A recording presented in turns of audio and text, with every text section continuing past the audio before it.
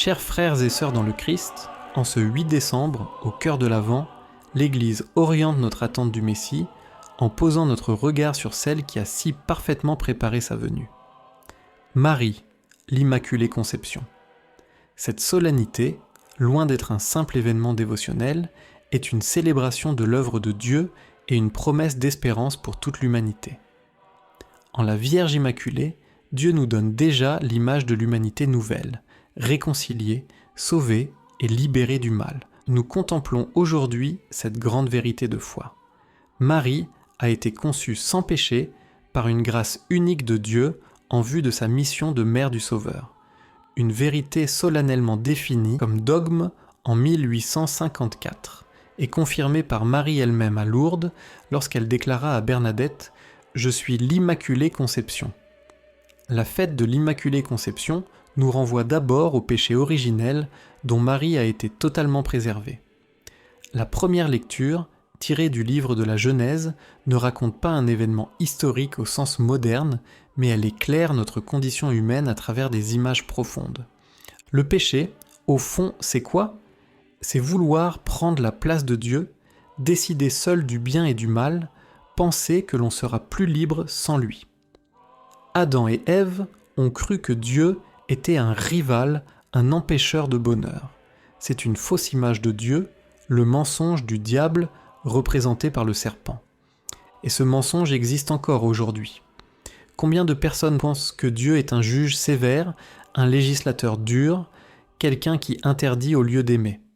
Alors, on s'éloigne de lui, on évite tout lieu où l'on parle de Dieu, et avec Dieu, on évite sa parole, on se cache, comme Adam et Ève dans le jardin d'Éden après leur désobéissance. Le péché entraîne toujours des conséquences, il détruit notre identité. L'homme découvre sa nudité, symbole de sa fragilité blessée. Le péché brise la relation avec Dieu. Dieu cherche l'homme, mais l'homme n'est plus à sa place, il fuit son visage car l'imperfection ne peut pas affronter la perfection sans être guérie. Le péché détruit la confiance entre les personnes. Adam accuse Ève, Ève accuse le serpent. Le péché transforme les frères en rivaux. Il est à l'origine de la course aux richesses, avec toutes les injustices qu'elle provoque. Mais ce qui est bonne nouvelle, frères et sœurs, c'est la réaction de Dieu après la chute. Il ne maudit pas l'homme, mais le serpent et le sol. Et surtout, il fait une promesse extraordinaire. La descendance de la femme écrasera la tête du serpent. Dès le début, Dieu annonce la victoire du bien sur le mal, de la grâce sur le péché, de la vie sur la mort. Il prépare ainsi le chemin de notre retour au paradis par celle qu'il a comblée d'une grâce spéciale, Marie, l'Immaculée. Son fils Jésus vaincra définitivement le serpent sur l'arbre de la croix. L'Immaculée Conception est le signe le plus éclatant que Dieu tient sa promesse. Marie est le premier fruit racheté par son Fils, elle reflète l'humanité pure telle qu'elle était à l'origine. Dans l'Évangile, l'ange la salue en ces mots : « Réjouis-toi, comblé de grâce, le Seigneur est avec toi. » Ces paroles signifient que Marie est pleine de la vie de Dieu, totalement habitée par sa grâce dès sa conception. Elle est l'antithèse parfaite d'Ève.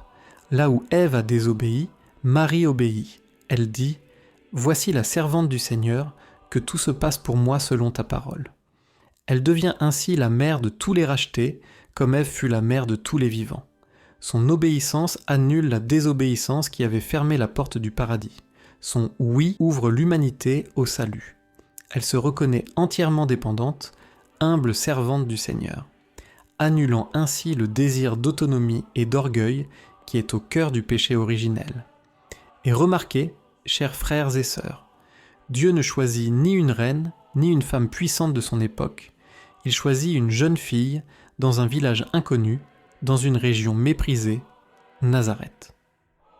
Dieu aime passer par la petitesse, la pauvreté et l'humilité.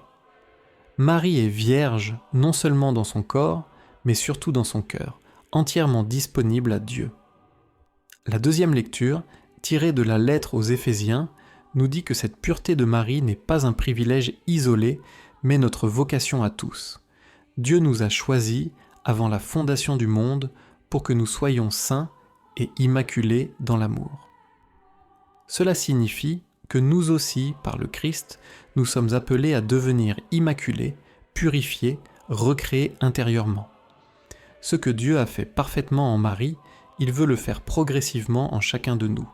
Même si nous voyons encore le mal à l'œuvre, guerre, maladie, violence, division, nous savons que la victoire appartient déjà au Christ.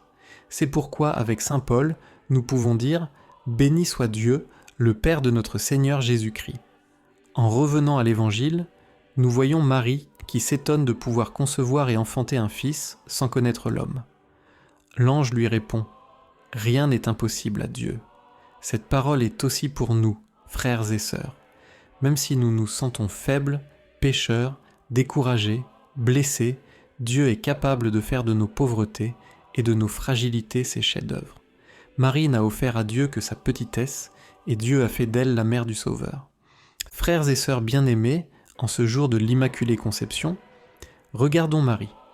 Elle est le signe de la victoire de Dieu. Elle est l'image de ce que nous sommes appelés à devenir.